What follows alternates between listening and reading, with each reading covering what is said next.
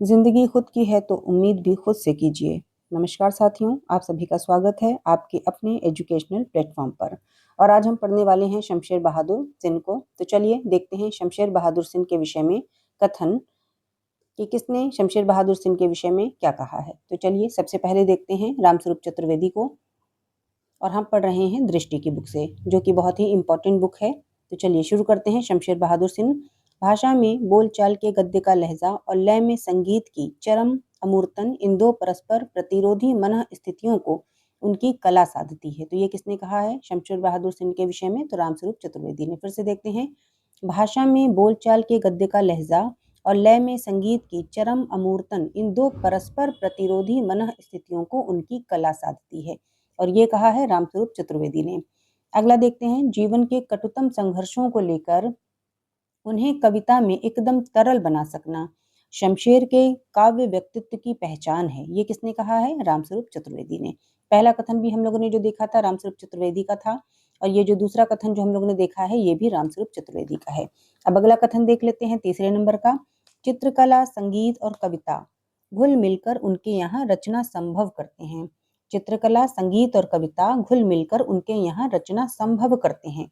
और ये भी किसने कहा है शमशेर बहादुर सिंह के विषय में? तो रामस्वरूप चतुर्वेदी ने कहा है। अगला देख लेते हैं। जागतिक संदर्भों में कम से कम रहने पर भी शमशेर में हमें एक पूर्ण रचना संसार दिखाई देता है। जागतिक संदर्भों में कम से कम रहने पर भी शमशेर में हमें एक पूर्ण रचना संसार दिखाई देता है। और ये किसका कथन है? तो ये भी रामस्वरूप चतुर्वेदी का कथन है। अगला कथन देख लेते हैं। उनकी काव्य भाषा में संज्ञा पदों से कुछ अधिक महत्व सर्वनामों, क्रियापदों और अवयवों का है।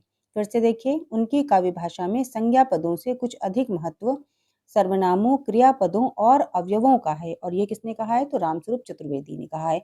तो देखिए साथियों, हम लोगों ने 1, 2, 3, 4 और ये 5 कथन हम लोगों ने रामस्वरूप चतुर्वेदी के देखे। चलिए देखिए फिर से। पहला कथन ये रहा, फिर दूसरा कथन, तीसरा कथन, ये चौथा कथन और ये पांचवा कथन।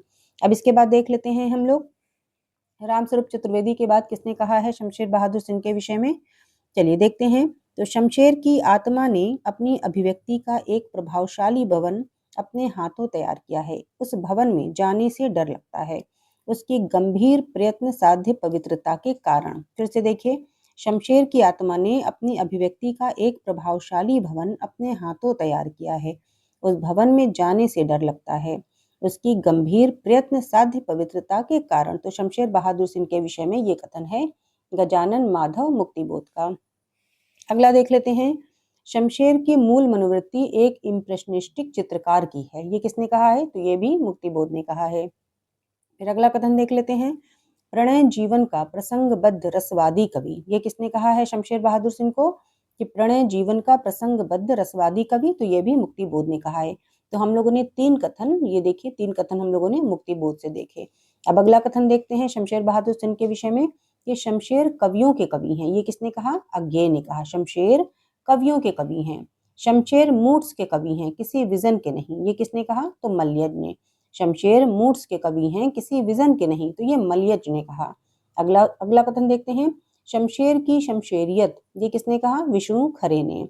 शमशेर बहादुर सिंह के विषय में शमशेर की शमशेरियत ये विष्णु खरे ने कहा। अगला देखते हैं। शमशेर का गद्य हिंदी का जातीय गद्य है। शमशेर का गद्य हिंदी का जातीय गद्य है। तो ये किसने कहा? रामचंद्र तिवारी ने कहा। अगला कथन देखते हैं। अगला कथन है। शमशेर का काव्य रीतिवादी रोमानी सौंदर्यबोध और मार्क्सवादी विवेक के द्वंद्व का काव्य है। ये किसने कहा? रामविलास शर्मा ने कहा। फिर से देखते हैं। शमशेर का काव्य रीतिवादी रोमानी सौंदर्यबोध और मार्क्सवादी विवेक के द्वंद्व का काव्य है। तो रामविलास शर्मा ने कहा। अगला देखते हैं। वे मुख्यतः प्रेम और प्रकृति सौंदर्य के कवि हैं। वे मुख्यतः प्रेम और प्रकृति सौंदर्य के कवि हैं। कहीं दोनों अलग हैं, कहीं दोनों का अद्भुत रासायनिक घोल। तो ये किसने कहा? बच्चन सिंह ने। फिर से देखिए। वे मुख्यतः प्रेम और प्रकृति सौंदर्य के कवि हैं। कहीं दोनों अलग हैं, कहीं दोनों का अद्भुत रासायनिक घोल है। तो ये बच्चन सिंह ने कहा। अगला कथन है। उनके प्रेम में गहरी आसक्ति भी है और छायावादी पवित्र वायवीता भी है। उनके प्रेम में गहरी आसक्ति भी है और छायावादी पवित्र वायवीता भी है। ये किसने कहा शमशेर बहादुर सिंह के विषय में? तो बच्चन सिंह ने कहा।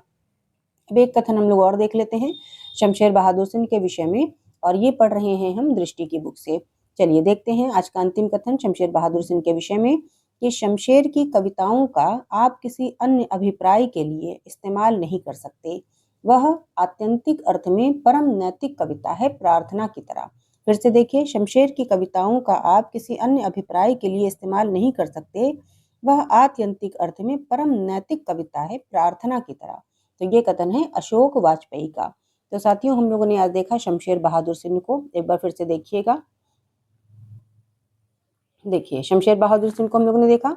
रामस्वरूप चतुर्वेदी के हम लोगों ने 5 कथन देखे।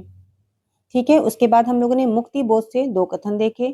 फिर अज्ञेय, मलयज, विष्णु खरे, रामचंद्र तिवारी, रामविलास शर्मा, बच्चन सिंह, अशोक वाजपेयी, इन सभी ने शमशेर बहादुर सिंह के विषय में जो कहा है वो हम लोगों ने आज की क्लास में देख लिया है।